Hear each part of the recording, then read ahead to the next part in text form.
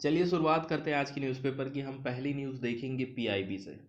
PIB में पहला जो आर्टिकल है वो है जीएमआई से रिलेटेड। इसका मतलब होता है ग्लोबल मीथेन इनिशिएटिव। जैसे कि नाम से क्लियर हो गया है कि यहाँ पर ग्लोबल और मीथेन दो वर्ड इस्तेमाल किए गए हैं। ग्लोबल मतलब इसमें विश्व के बहुत सारी कंट्री शामिल हैं, और मीथेन नॉर्मली मीथेन का यूज़ किया गया है। इसका मतलब ये है मीथेन जो है ग्रीन हाउस गैस के अंतर्गत आती है, हमारे वातावरण को गर्म करती है। तो मीथेन गैस को सारे देश मिलकर के कैसे कम कर सकते हैं उसके लिए एक इनिशिएटिव चालू किया गया था, उसको लेकर के ये न्यूज़ आई है। देखो, ये एक स्वैच्छिक सरकारी, ठीक है, कैसा है, स्वैच्छिक है, और बहुत सारी गवर्नमेंट इसमें शामिल होती हैं, और अनौपचारिक इंटरनेशनल साझेदारी वाला एक ग्रुप है, फोरम है, जिसमें अमेरिका, कनाडा और भी ऐसे सब मिलाकर के 45 देश हो जाते हैं। इसके अंतर्गत क्या है, जो गरीब देश हैं, विकासशील देशों के बीच में हमें साझेदारी करना है, ताकि एंथ्रोपोजेनिक मीथेन का जो उत्सर्जन है उसको पूरे वर्ल्ड लेवल पर हम कमी कर सकें। इसी के हिसाब से इस फोरम का गठन किया गया था। फोरम का गठन 2004 में हुआ। इसकी स्थापना के बाद भारत इस फोरम का सदस्य बना। भारत ने अमेरिका के साथ स्टीयरिंग लीडरशिप में पहली बार वाइस चेयरमैन का काम अपने हाथ में लिया था। स्टीयरिंग लीडरशिप की अध्यक्षता का जिम्मा कनाडा का, और हमने किसका लिए थे, वाइस चेयरमैन बनेंगे बोले थे। निकट भविष्य में अगले दौर की बैठक के आयोजन सहित कई सारे निर्णय लिए गए। कनाडा और अमेरिका दोनों ने मीथेन गैस के उत्सर्जन को कम करने और उसका दोहन करने में भारत द्वारा जो कदम उठाए गए थे उनकी उन्होंने प्रशंसा करी थी। अब यहाँ पर देख लेते हैं न्यूज़ को। तो भारत ने global methane initiative steering leadership बैठक की अध्यक्षता की थी। ग्लोबल मीथेन इनिशिएटिव की स्टीयरिंग लीडरशिप बैठक को वर्चुअल तौर पर आयोजित किया गया था, मतलब ऑनलाइन ये बैठक आयोजित की गई थी। वाइस चेयरमैन कौन बने थे, कोयला मंत्रालय के अपर सचिव हैं श्री वी के तिवारी। वी के तिवारी ने भारत ने कौन कौन से कदम उठाए हैं मीथेन गैस के उत्सर्जन को कम करने के लिए, इसके बारे में जानकारी दी थी। उन्होंने कहा था कि मीथेन का उत्सर्जन एक बहुत बड़ी समस्या है, क्योंकि नॉर्मली हमें ऐसा लगता है कि सबसे ज़्यादा प्रदूषण CO2 के कारण होता है, लेकिन CO2 की से भी ज़्यादा हानिकारक होती है मीथेन। कितना गुना, 25 से लेकर के 28 गुना हानिकारक प्रभाव वाली ग्रीन हाउस गैस होती है। इसके बाद वाली जो न्यूज़ है पीआईबी से, वो देखने वाले हैं आत्मनिर्भर हस्तशिल्पकार स्कीम के बारे में, ठीक है, for the artisans under ministry of donor. इसके अंतर्गत जो हस्तशिल्पकार रहते हैं उनको आर्थिक रूप से मदद करने वाली है हमारी गवर्नमेंट, और ये काम करेगा NEDFI। एरिया किधर का रहेगा, ये रहेगा उत्तर और पूर्व वाला रीजन। हमारा जो उत्तर में जो जो स्टेट आते हैं, पूरब में जो जो स्टेट आते हैं, वो सारे स्टेट इसमें शामिल किए गए हैं। North eastern development finance corporation limited, इसका नाम रखा गया है NEDFI। एक प्रकार से प्रीमियर फाइनेंशियल संस्था मानी जाती है, कहाँ पर, नॉर्थ ईस्टर्न रीजन में। इसका हेड ऑफिस है दिसपुर, गुवाहाटी, और ब्रांच ऑफिस हैं कहाँ पर, पूरे अक्रॉस नॉर्थ ईस्टर्न रीजन में। इसने कंप्लीट कर लिया है an eventful 26 year since its establishment in 1995। इसकी स्थापना हुई थी 1995 में। जब से इसकी स्थापना हुई है तो इस कॉरपोरेशन ने प्रोवाइड किया है लोन्स टू ओवर 7,500 प्रोजेक्ट। 7,500 से भी ज़्यादा प्रोजेक्ट्स के लिए लोन प्रोवाइड कर चुका है। इसके अलावा कई सारे डेवलपमेंट इनिशिएटिव को इसने शुरुआत की है through it's CSR activities in the 8 state of north east India. North east India के 8 स्टेट में CSR एक्टिविटीज़ के माध्यम से इसने काम किया है।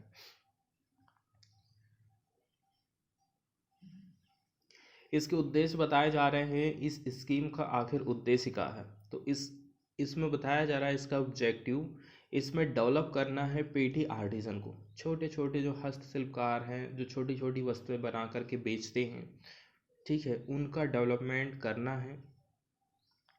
ये लोग कहाँ के हैं? नॉर्थ ईस्ट में रहने वाले स्टेट के ये लोग हैं।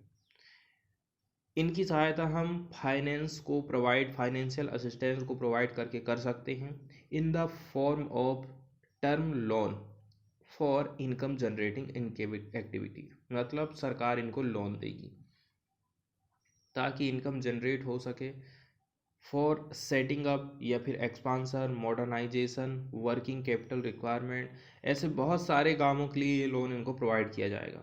जैसे आप नया कोई हस्तशिल्पकार काम चालू करना चाहते हो, आप जो कर रहे हो काम उसको एक्सपांस करना चाहते हो, उस पर मॉडर्नाइजेशन लाना चाहते हो, ठीक है, आपको वर्किंग कैपिटल की ज़रूरत है, ये सारी चीज़ के लिए आपको NEDFI फाइनेंस प्रोवाइड करेगा, लोन प्रोवाइड करेगा। आगे बताया जा रहा है कि ये जो स्कीम है ऑफिशियली रूप से देखें तो 9/12/2021 को लॉन्च की गई थी। During the launching ceremony a total of 17 artisans have been provided with credit assistance of 1 lakh प्रति व्यक्ति। 1 लाख एक आर्टिसन को लोन दिया गया था। The credit facility is collateral free and carries a subsidise interest rate of 6%। बताया जा रहा है कि इसके लिए आपको कोई गिरवी चीज़ रखने की ज़रूरत नहीं है। इसके अलावा आपको कुछ कम रियायती ब्याज दर पर आपको लोन प्रोवाइड किया जाएगा, इसको which is repayable in 24 month, ऐसा इसमें बताया गया है। रेगुलरली आप रीपेमेंट करते जाते हो तो एक इंसेंटिव कितना परसेंट का, 1% का इंटरेस्ट रेट पर प्रोवाइड किया जाएगा, which will be refunded to the artisans on successful repayment of loan. जैसे ही आप अपना सक्सेसफुल तरीके से लोन को पूरा चुकता कर देते हो, 1% आपको छूट मिल जाएगी ब्याज में। यहाँ पर इसकी कुछ योग्यताएं बताई जा रही हैं, जैसे कि इसमें कौन कौन लोग शामिल हैं, रजिस्टर्ड वाले, अनरजिस्टर्ड लोग भी शामिल हैं, अनरजिस्टर्ड शामिल भी हैं, आर्टिजन शामिल है और इंडिविजुअल भी इसमें शामिल है। दूसरी बात, आपके पास हैविंग वैलिड क्वालिफिकेशन या फिर प्रैक्टिसाइंग इन एनी आर्ट फॉर्म, आपने प्रैक्टिसाइजिंग करते रहे हैं उस पार्टिकुलर आर्ट फॉर्म में, तो आप इसके लिए एलिजिबल माने जाएंगे, या फिर आपने उससे रिलेटेड कोई पढ़ाई करी है। आगे बताया जा रहा है no existing loan from any other bank financial institution. अब यहाँ पर यह कंडीशन रख दी है कि आपका कहीं पर बैंक का लोन ना चलता हो। इसके अलावा आपके पास बैंक अकाउंट होना चाहिए और आधार कार्ड ऑप्शनल रखा गया है, मैंडेटरी नहीं है, अनिवार्य नहीं है। इसके बाद वाली न्यूज़ हम देखने वाले हैं, एक पुरस्कार से रिलेटेड है। ये हमारे भारत के गणितज्ञ हैं, इनको विकासशील देशों के युवा गणितज्ञों का DST ICTP IMU रामानुजन पुरस्कार मिला है। कलकत्ता में स्थित भारतीय सांख्यिकी संस्थान में ये गणितज्ञ रही हैं प्रोफेसर नीना गुप्ता को एफाइन संयुक्त बीजगणितीय ज्यामिति और क्रम विनिमय बीजगणित में उनके उत्कृष्ट काम के लिए विकासशील देशों के युवा गणितज्ञों का 2021 DST ICTP IMU रामानुजन पुरस्कार प्रोवाइड किया गया है। इनके बारे में बात बताई जाती है, ये इस पुरस्कार को प्राप्त करने वाली तीसरे नंबर की महिला हैं। पहली बार 2005 में इस पुरस्कार को प्रदान किया गया था। भारत सरकार के विज्ञान और प्रौद्योगिकी विभाग, जिसको DST शॉर्टकट में कहते हैं, और IMU गणितीय संघ के साथ Abdul Salam international centre for theoretical physics दोनों मिलकर के ये पुरस्कार प्रोवाइड किया जाता है।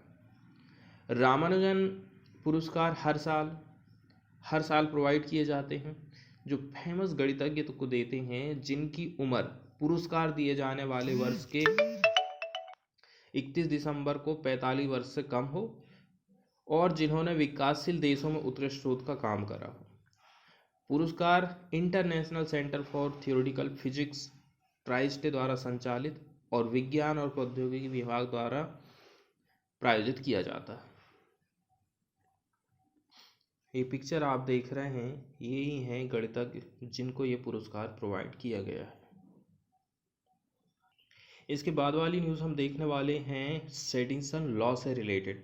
केंद्र सरकार का कहना है कि अभी ऐसा कोई प्रपोजल नहीं है जिसके चलते चलते हम सेडिशन लॉ को ख़त्म कर सकें, ठीक है, क्योंकि अभी ये हमारे काम की चीज़ है, इसको ख़त्म कर देंगे तो फिर काम कैसे चलेगा। यूनियन लॉ मिनिस्टर हैं हमारे किरण रिजिजू, इन्होंने फ्राइडे के दिन बताया है लोकसभा में, ठीक है, Ministry of Home Affairs had no proposal under consideration to scrap Section 124A of the Indian Penal Code that deal with sedition। कईयों बार जो है सुप्रीम कोर्ट इस बात को लेकर के कह चुका है कि आज़ादी के 75 साल हो चुके, अंग्रेज़ों को गए एक ज़माना हो चुका है, इसके बाद भी ये कानून आज भी क्यों मौजूद है। क्यों? क्योंकि इसमें जो इसके तहत जो केस रजिस्टर्ड किए जाते हैं ना, 1 से 2% ही लोगों को सज़ा होती है और बाकी लोगों को केवल परेशान किया जाता है। इसके अलावा लॉ मिनिस्टर ने ये इस बात का भी इंफॉर्मेशन दिया, the question of law regarding section 124A was pending for education before the supreme court.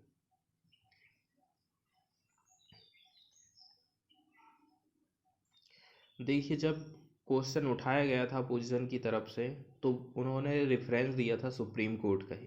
Supreme court ने, ठीक है, कि सुप्रीम कोर्ट में आपको डायरेक्शन नहीं दिया था सेंट्रल गवर्नमेंट को कि आप जो है अपना रिस्पॉन्स फाइल करिए इसकी नेसेसिटी और वैलिडिटी को लेकर के, तो आप आखिर क्या कर रहे हैं इस कानून को लेकर के। अपोजिशन ने ऐसे कई सारे क्वेश्चन सरकार से पूछा था।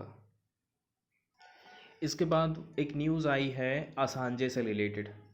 विकीलीक के फाउंडर हैं जूलियन असांजे, ठीक है, on Friday moved a step closer to facing criminal charges. धीरे धीरे अब ये एक कदम और आगे बढ़ गए हैं जो कि क्रिमिनल चार्ज को फेस कर रहे हैं।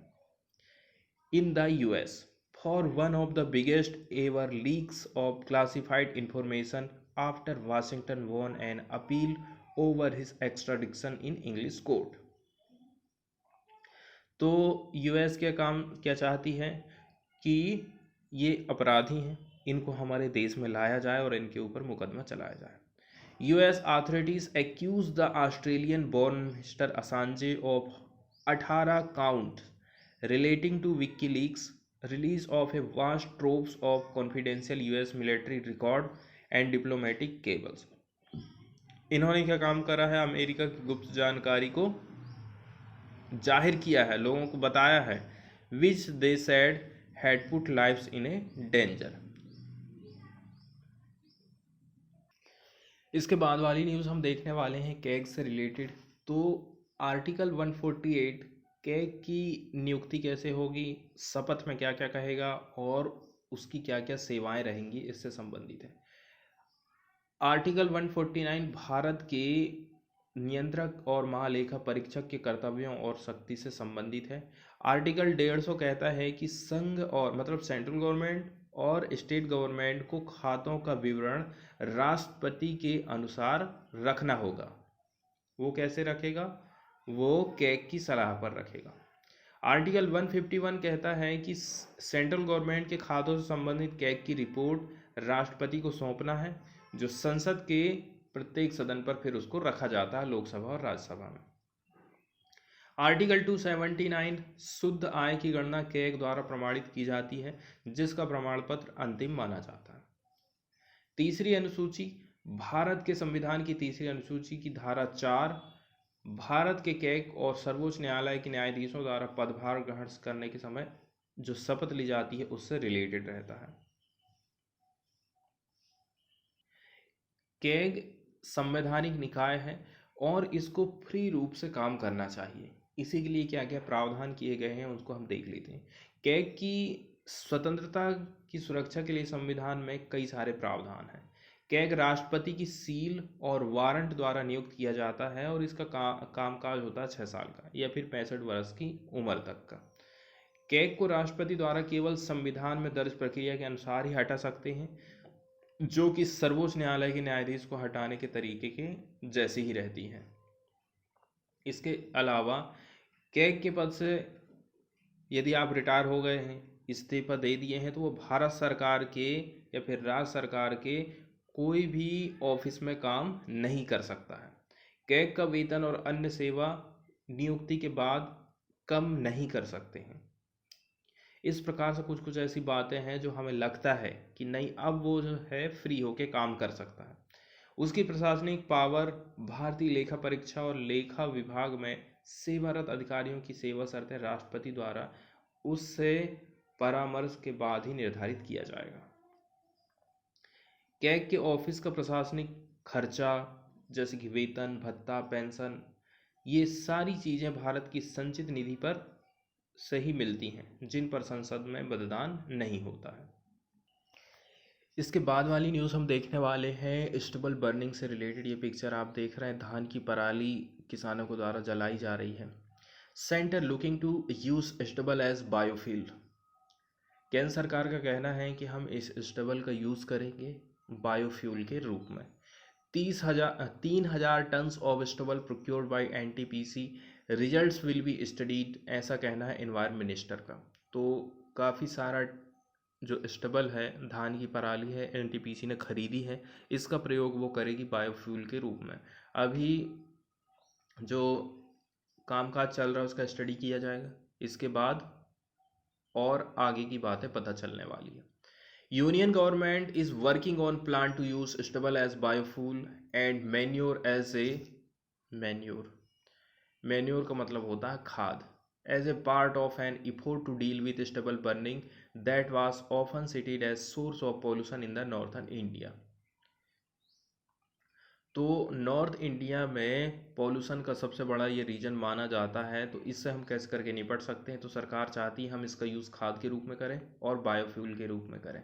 The minister who is yet to make a detailed reply to a discussion on climate change stated that the centre had completely decriminalised stubble burning in the air quality commission act. इनका कहना है कि देखो, centre ने completely decriminalise कर दिया है, मतलब कि अपराध से मुक्त कर दिया है स्टबल बर्निंग को।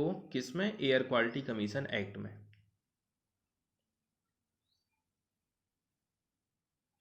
आगे बताया जा रहा है, making a short intervention during a discussion on climate change in the lower house, minister ने क्या कहा?